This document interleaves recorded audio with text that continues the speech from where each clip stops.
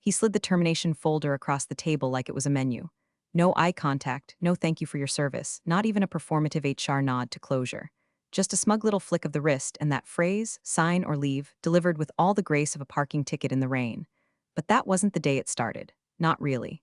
It started 12 years earlier with a folding table, a dying potted plant, and a whiteboard that still had Brad equals CFO, scribbled in red expo from a founder brainstorm that aged like milk. I had walked into that office on my first day with my sleeves rolled and a binder under my arm, thinking I was here to clean up messy processes. I didn't realize I'd be helping build the entire damn house, brick by brick, with duct tape, favors, and a prayer. Back then, we didn't have a sales team. Hell, didn't even have payroll set up properly.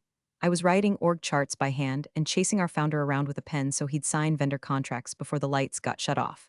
And when we finally landed our first real investor, Brian McClay, Series A, round led in a Waffle House booth, I was the one who put the diligence packet together from scratch. I didn't sleep that week. I didn't even care. It felt like building something real, something that would outlast all of us. That's the part they never understand, the golden suns and glossy-toothed CFOs who show up after the blood's already on the floor and declare themselves visionary surgeons. I wasn't some legacy dinosaur they had to shuffle off for optics. I was the blueprint. Every system, every client pipeline, every third-party licensing relationship, I set it up. I was the ghost in the machine. You'd think 12 years would buy a little respect. Turns out it barely buys a parking spot if your title doesn't end in brother-in-law. By the way, if you're enjoying this and you've somehow gotten this far without hitting like or subscribe, I'm not mad. Just know that somewhere out there, a boardroom weasel is getting away with murder because you didn't. And yeah, it helps our little storytelling rebellion keep running. So click the damn buttons. For Karen, anyway. I remember the first time someone called me the glue. It was year 3. I laughed and said, more like the duct tape in WD-40. We were still flying coach to pitch meetings then, sweating through business cards and coffee breath, closing deals we had no right to land. But I made it work. Ops magic, they called it. Mostly because I never made them see how close we always were to collapse. Somewhere around year 5, we negotiated a wild set of acquisition contingency terms, mostly performative, mostly aspirational. One clause tucked in by our legal counsel as a joke, a named officer legacy provision intended to protect continuity during a change of control event. I remember scribbling in the margin just in case they ever get cute. The attorney laughed. You planning on becoming queen of the castle someday? I just said not queen, just not a pawn. I didn't think I'd need it, but I didn't throw it out either. Then came the slow unraveling. New blood, new ideas, new power structures. The founder's son slid into the org like a marble in an oiled drain pipe, smooth, entitled, and weirdly damp. No role, no job description. Just advisor to the CEO, which in our case meant brunch buddy and anti-Karen coalition leader. They brought in the new CFO next. The kind who says synergy with a straight face and reads leadership books on planes. Within a month, my projects were redistributed, my calendar mysteriously emptying while offsites and strategy calls bloomed like fungus without me. I wasn't even angry at first. Just confused, disoriented, like watching someone redecorate your childhood bedroom while you're still living in it. And when I finally spoke up, you'd think I had spat in communion wine. The CFO said, we're pivoting toward a leaner operating model. The founder's son just sipped his $9 latte and muttered, Karen's got legacy blinders. I wanted to laugh. Legacy? I built the legacy. But I also knew better than to fight them head on, so I went quiet. I pulled a dusty folder from the back of my bottom drawer, the one with the clause, the one with the signature. I reread it slowly, one line at a time, like I was defusing a bomb I had wired years ago. Then I opened a clean version of the exit paperwork template. Just to look. 12 years and a whiteboard. That's what I had to show for it. And now, I had a plan, not a speech, not a breakdown, a plan, and they'd never see it coming. The founder's son arrived wearing loafers without socks and a haircut that cost more than our first CRM license. His official title was Special Initiatives Liaison, which is corporate code for nepotism with a parking pass. First week, he spent more time installing a Sonos speaker in his office than learning what our product did. Second week, he was suddenly sitting in on ops meetings. Third week, he started every sentence with my dad and I were talking. At first, I humored it. I even offered to walk him through the supply chain logic that took me 6 years to streamline. He smiled like I was offering him a plate of warm tuna and said, that's okay. I'm going to take a fresh approach. Fresh, sure, like mold on bread. Then came the CFO, an Excel-slicked, BA-stamped oracle of phrases like low-hanging fruit, value unlocks, and Karen, we need to evolve beyond your era. He was the founder's son's personal pick, fresh off a failed fintech, somehow still branded a genius. I watched them in the break room once, huddled over cold brew and smugness. I could almost hear them carving out my influence with their barista spoons. The shift happened fast. My Q3 planning doc cut from the agenda, my signature missing from a vendor contract that legally required my sign-off. I walked into a staff meeting only to find it had been rescheduled without me, to a room I wasn't invited to with slides I had created. When I asked about it, the CFO chuckled. You're spread so thin, we figured we'd let you breathe. Right, because nothing says wellness like exile. They reframed everything I did as outdated. My caution, risk aversion. My cross-functional protocols, bureaucratic drag. I'd say let's confirm with legal, and they'd roll their eyes like I was the hall monitor at their frat party. Mentorship, they burned that bridge too. A junior I'd trained from intern to team lead, promoted past me with a wink and a Karen's great for ops, but we need vision now. He stopped making eye contact, started calling me ma'am. I'm not even 50. One morning, I found a sticky note on my whiteboard that said, Legacy Process, sunsetting my whiteboard. The same one I'd used to sketch our original funding rounds. The same one I'd nearly bled on after pulling an all-nighter for our compliance audit. They'd started treating my systems like expired yogurt, something to sniff, wrinkle their nose at, and quietly toss out back. That's when I knew this wasn't drift. It was design, and I didn't panic. I printed every Slack thread, every edited doc, every calendar change with my name mysteriously removed. I compiled a folder titled Continuity Risks and saved it under a decoy name, Vendor Onboarding V4. Let them think it was procurement trash. It was a map of their missteps. Then I went to the bottom drawer of my desk and pulled out the old folder. The one with the legacy clause, the just-in-case clause. My hands didn't shake, they itched. I hadn't touched that document in 7 years. But as I flipped through the pages, the dust felt like recognition. There it was. Page 11, Section 6B, named Officer Veto rights triggered upon involuntary exit. Legal had laughed when we wrote it. I had insisted. Worst case scenario, I'd said, well, worst case was beginning to look a lot like Tuesday. I slid the folder into my briefcase, walked to the break room, and poured myself the last cup of stale coffee. No one looked up. Good. I didn't want witnesses, not yet. Let them have their secret meetings and their high-fiber brainstorming sessions. Let them sunset my life's work with their shiny LinkedIn quotes and father-son synergy. I wasn't done. I was just repositioning, quietly, precisely, and legally. Karen, you're missing the point, the CFO said, interrupting me mid-sentence during a quarterly sync I used to run. We need bold, not careful. Investors want movement. He said it like careful was a disease. The founder's son smirked across the table like a kid watching someone steal his teacher's lunch. I had just finished presenting the Q2 performance to plan comparison, meticulous, on target, and tied to the actual conditions on the ground. The kind of thing that used to get applause. Now, it got shrugged off like a grocery list. They replaced the rest of my deck with a slide that just said moonshot thinking over a stock photo of someone sprinting into a sunrise. No metrics, no forecast, just vibes. After that meeting, I knew I wasn't being consulted anymore, I was being preserved. Like a taxidermied mascot they could roll out when they wanted to humble brag about the early days. The board started getting polite, too polite, asking me for historical context on deals I had architected last quarter, suggesting I consider stepping into an executive advisory capacity, which is HREs for put on the porch. At the puppies play, at the all hands, the founder's son stood up and said, let's all take a moment to thank Karen for building the rails we now get to fly off of. Cue claps. I smiled like a statue. That line stuck in my ribs like a chicken bone. Fly off of. You don't fly off rails unless you're about to crash. But of course they don't know that. They've never touched a derailment.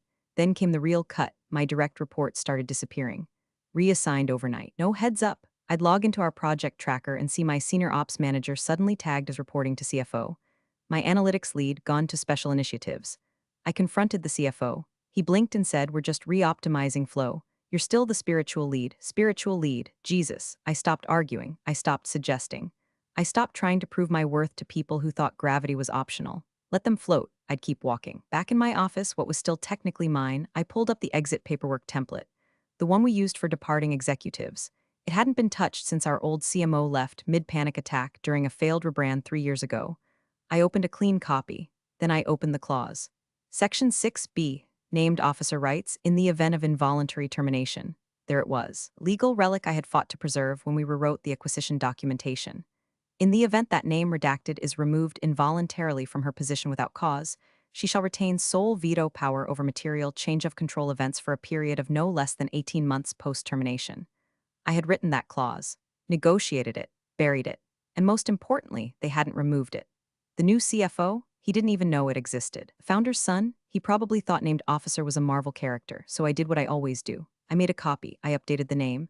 I inserted the clause into the draft termination paperwork, quietly, carefully, no fanfare. Then I renamed the file and dropped it into the shared legal folder. They'd never notice. It looked like every other doc, but this one had teeth. I started leaving at 5 p.m. sharp. I stopped checking Slack after hours. I cleared my personal files off the server. Not in a rush, just methodically, like someone setting the table for dinner no one else knew was coming. The descent wasn't loud. It was 1,000 micro cuts, an eye roll here, a calendar snub there. Slowly, my name faded from the center of the org I had built into the static around its edges. And that's when I realized muting wasn't failure, it was preparation. Let them talk over me. Let them override and reassign and restructure until they choked on their own synergy. Because I had already written the ending. All they had to do was trigger it. It was the quarterly board meeting, the kind I used to run. I built the format, the cadence, the slide structure. I built the damn room it was held in. 12 seats, oak table, soundproof panels I personally sourced to keep founder meltdowns from leaking into the hallway. This was my arena, and I was about to be executed in it. The CFO took the floor after a bloated financial update padded with vague burn rate optimizations. He didn't look at me. That would have required spine. Instead, he reached into his folder like a magician pulling a rabbit and held up a packet with a little smirk. Karen, we've aligned as a leadership group. It's time for a transition. He slid the papers toward me, then added with a flick of performative finality, sign or leave. No preamble, no motion from the board, no HR witness, just a premeditated beheading served on recycled printer paper. The founder's son was there too, of course. Aviators pushed up in his hair, pretending to be too busy checking his phone to meet my eyes. He looked like a man trying to stream Spotify while his house burned down behind him. No one spoke. I picked up the pen slowly, not trembling, not blinking, just still. I flipped through each page. The room got quiet, too quiet. I could hear someone's lemon water bottle sweating onto the table. The CFO cleared his throat when I paused on page 4. The amended termination clause was right where I'd left it, nestled among boilerplate severance terms like a sleeping viper. It looked harmless. It was not. Section 6b. Subclause Roman 3. Named officer rights remain in effect for all material transactions involving change of control within 18 months post-exit. Veto rights held solely by Karen last name. I initialed the bottom corner. No one leaned in. No one asked why I was reading so slowly. They'd already decided I was irrelevant. That was their first mistake. I signed the last page, capped the pen, stood, pulled my badge from my blazer like I'd just finished my shift at a retail job, and handed it to the founder's son, who flinched like it was radioactive. I didn't say a word, no speech. No, you'll regret this. Just silence thick enough to choke on. The CFO gave me that little corporate nod people do when they think they've won. A thanks for your service dipped in condescension. I walked out without turning around. No box of desk toys. No sentimental glances. Them think it was over. Because the moment my heel hit the hallway tile, something shifted. A low, invisible tremor only I could feel. Perfect, I thought, because now the clock had started. And the paper they made me sign was the fuse. The next morning, I wasn't in the building, but my name was everywhere being erased. The internal memo went out by 8:03 a.m. Karen last name has elected to step down from her operational duties, effective immediately, as part of a long-planned strategic transition. Long-planned? I read that line from my kitchen counter, sipping burnt coffee from a mug that still said I survived Q118. The spin was fast and greasy. By 9 o'clock, the CFO had updated his LinkedIn, driving operational efficiency and board cohesion through streamlined leadership. Streamlined, that's one word for it. An investor update call went out that afternoon. One of my old analysts texted me a screenshot of the slide. Leadership realignment, consolidated oversight, renewed strategic focus, eliminated redundancies. I guess that's what I was now. A redundancy, an afterthought, a ghost with a pension. Meanwhile, the $80M merger I'd spent the last 2 years quietly nurturing behind the scenes, it was moving forward fast. Press releases were drafted. Data rooms were humming. A timeline was shared with the board titled Post-Karen Integration. That one stung a little, not because I wasn't part of it, but because they thought I never would be again. My inbox went quiet, then vanished. Shared folders I'd maintained for over a decade? Gone, access revoked. No goodbyes, no thanks for building the bridge we're now stomping across. But I didn't need inboxes. I didn't need access. I needed one clause, and I knew exactly where to find it. That afternoon, I met up with an old friend from legal, Deb. She used to be our external counsel before the founder got cheap and brought everything in-house with a junior team and a questionable template library. Deb now ran her own boutique firm, dealing mostly in M and a cleanup. We met in a side booth at a hotel bar. No fanfare, just bourbon and PDFs. I slid a manila folder across the table. She opened it, raised one eyebrow, and said, "Please tell me you didn't sign this blindly." I smiled. Page 4. She flipped, read in silence for a few beats, then her lips did the slow, sly curve. Oh, this is very clean. They didn't catch this, didn't even glance. She tapped her nail against the clause. This would override the default merger terms. You're technically still a named officer under the old designation, which means I finished, they need my signature. She leaned back. So what's your plan? I just sipped my drink. Let them keep going. Later that night at home, I opened the master version of the merger documentation. Not the sanitized one-pager the CFO liked to flash at board meetings, but the real meat. The 96-page beast that spelled out every ownership ratio, indemnity condition, and regulatory landmine. I found the page I was looking for, page 42. Clause 9.3c. All named officers listed in Exhibit B must consent in writing to material change of control transactions, unless such designation has been explicitly revoked in writing prior to closing. I turned to Exhibit B. My name was still there. No strike-through, no footnote. Just sitting there, quiet, patient. I highlighted it. Then I smiled because I didn't need a corner office or a new title or their fake applause. I just needed them to keep moving forward, to keep stepping deeper into a deal they couldn't close without me. I'd already signed the key. They just hadn't realized they'd locked the door behind me. The outside counsel was the kind of man who wore wire-rimmed glasses and used fountain pens in 2025. Rumor had it he billed $1,200 an hour just to highlight a typo. The kind of guy who didn't miss things, especially not on page 42. He had been retained by the acquiring firm, a meticulous, publicly traded giant allergic to lawsuits, loose ends, and surprises. His job was to comb through every acquisition doc, every personnel agreement, every clause that might, God forbid, trigger regulatory scrutiny or delay a closing. So when he hit my paperwork, the one they tossed in with the departed personnel section, he wasn't scanning. He was reading. And on page 42, he stopped.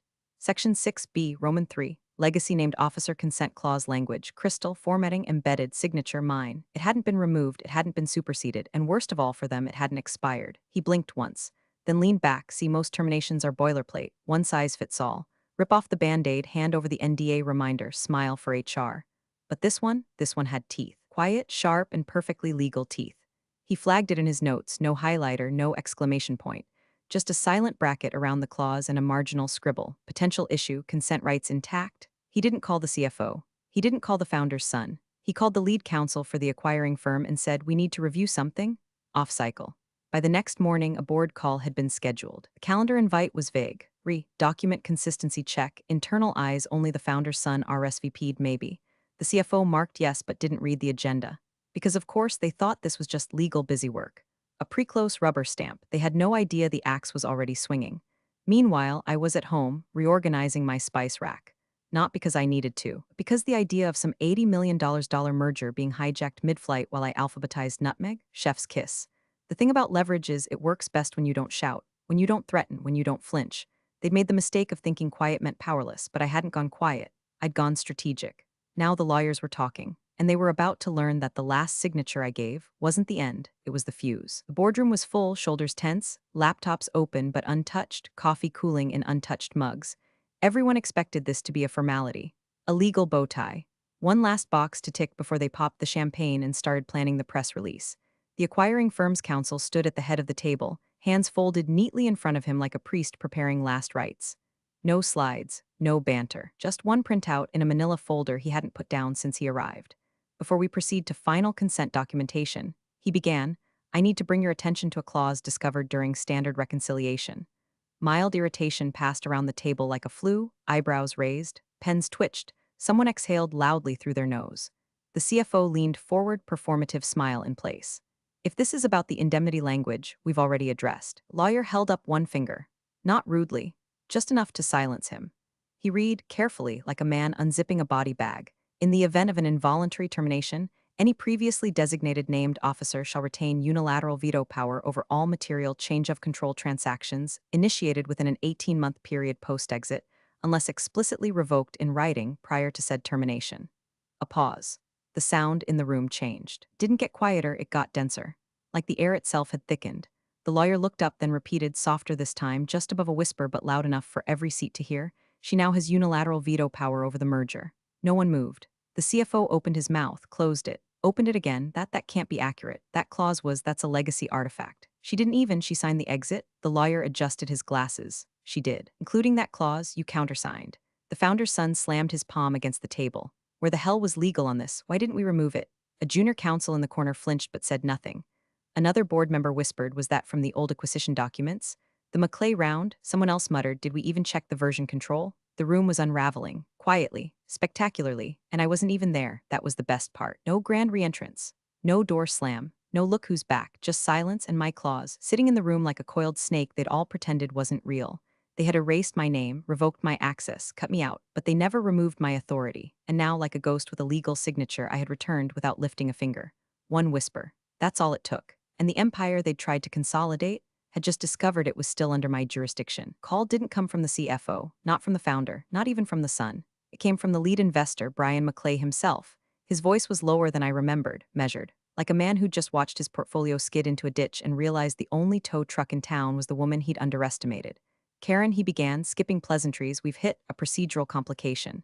I didn't interrupt. I let the silence do the talking. After a beat, he cleared his throat. There's a clause in your termination paperwork. Legal reviewed it. It seems you still retain material veto authority over the merger. Oh, I said, feigning surprise with the grace of a bored chess player. That's unfortunate timing. He paused, then sighed. I think it's in everyone's best interest to work something out. There it was, not an apology, a recalibration. Send the new term sheet, I said, cool as glass. I'll review it. By that evening it arrived. PDF format, password protected, tagged urgent. Pages of legalese and flattery. They were offering me a seat back on the board, voting rights, retroactive retention bonuses. They even tried to name the new strategic advisory arm after me. Cute, but I didn't want the seat. I didn't want the plaque or the apology or the promotional email pretending my exit had been part of some master plan. I wanted leverage, so I sent back my revisions. Clause 3, a consulting agreement, 3 years minimum, non-cancelable, with full access to post-merger governance docs. Clause 6, veto rights extended through integration period. Clause 7, CFO to be removed in the best interest of organizational stability. Clause 9, founder's son demoted to non-operational liaison. Title cosmetic, no decision-making authority. It wasn't about revenge, it was about structure. Clean, bulletproof structure. Brian didn't respond immediately. When he did, it was a one-line email, understood. Documents will be updated accordingly. I didn't smile, I didn't celebrate, there was no parade, just the quiet satisfaction of restoring balance. Of watching them squirm under the weight of a clause they could have deleted if they'd only read it. They had gutted my role, rewritten my history, and walked me out like a housekeeper who overstayed her shift. And now, they were paying me to clean them up. The merger would go forward, the headlines would be rosy. But behind every decision, every line item, every restructuring call, they'd know. Karen signed off on this. Karen is still watching, and Karen doesn't forget. The final documents came in a thick envelope, hand-delivered, no email, no courier tracking, just wait. The kind of envelope that used to land on my desk when I was still running the show. Now, was addressed to me personally. No job title, no company letterhead. Just Karen last name, like the paper itself knew exactly who was in control. The merger had stalled for 11 days. Investors were sweating.